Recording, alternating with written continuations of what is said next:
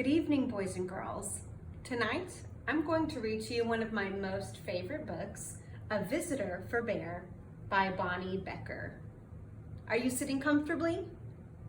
Good, I'll begin. No one ever came to Bear's house. It had always been that way, and Bear was quite sure he didn't like visitors. He even had a sign. No visitors allowed. One morning, Bear heard a tap, tap, tapping on his front door. When he opened his door, there was a mouse, small and gray and bright-eyed. No visitors allowed, Bear said, pointing to the sign. Go away. He closed the door and went back to the business of making his breakfast. He set out 1 cup and 1 spoon, but when he opened the cupboard to get 1 bowl, there was the mouse, small and gray and bright-eyed. I told you to leave, cried Bear. Perhaps we could just have a spot of tea, said the mouse. Out, commanded Bear. Most sorry, said the mouse. I'll be going now. Bear showed him to the door and shut it firmly. Then he went back to the business of making his breakfast. But when he opened the bread drawer for 1 slice of bread, there was the mouse, small and gray and bright-eyed. Unbelievable, rumbled Bear. Away with you, vamoose. I do like a bit of cheese, said the mouse. Bear pointed a rigid claw toward the door. Yes, then, here I go, said the mouse. Farewell. And the mouse whisked out the door.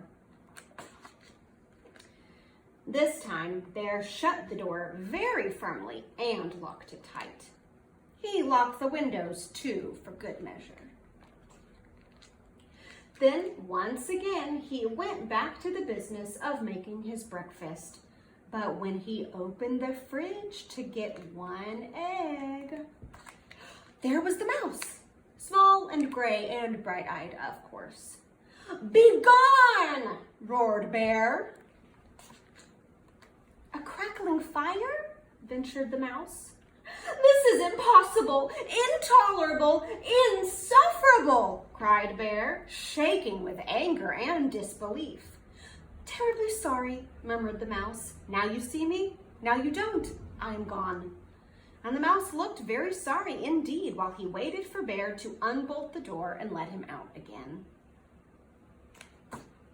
This time, before he went back to the business of making his breakfast, Bear shut the door very, very, very firmly, locked it, boarded the window shut, stopped up the chimney, and even plugged the drain in the bathtub.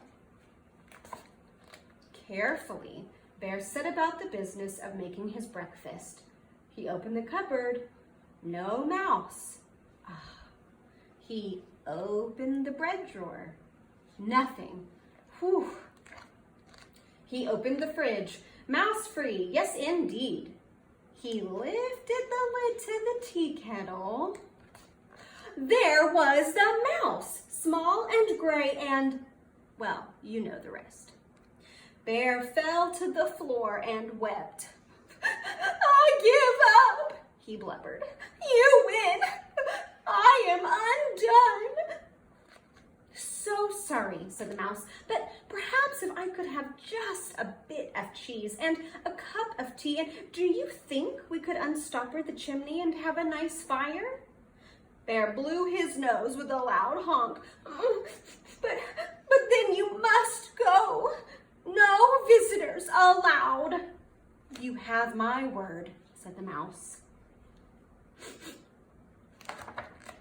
Bear unshuttered and unboarded the windows, unlocked the door, unstoppered the chimney, and unplugged the drain.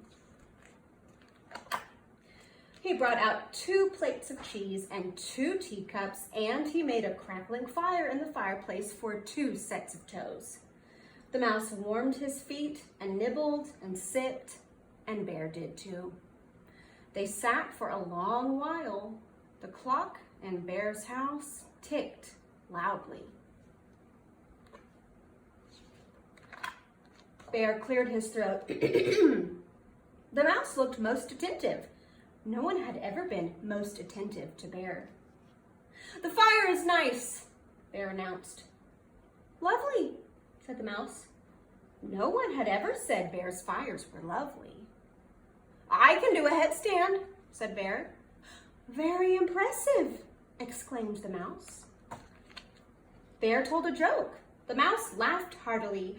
No one had ever laughed at Bear's jokes before. Bear began to think of another joke. The mouse set down his teacup. Bear quickly lifted the teapot. "There's plenty more," he said. "So sorry," said the mouse. "Most kind, but I must be on my way." "Really, you needn't go," said Bear. "I am off," said the mouse, springing up from his chair. "Wait!" cried Bear. But the mouse stepped out the door. "Toodaloo," said the mouse. "Don't go!" wailed Bear, throwing his body across the path. "But I gave you my word," said the mouse, pointing at the "No Visitor" sign. "Oh, that!" cried Bear, pulling down the sign and tearing it up. "That's for salesmen, not for friends." "Not for friends?" asked the mouse, small and gray and bright-eyed. Bear nodded. The mouse's bright eyes glowed brighter. Bear smiled. "Do you like one lump or two?" said Bear most politely.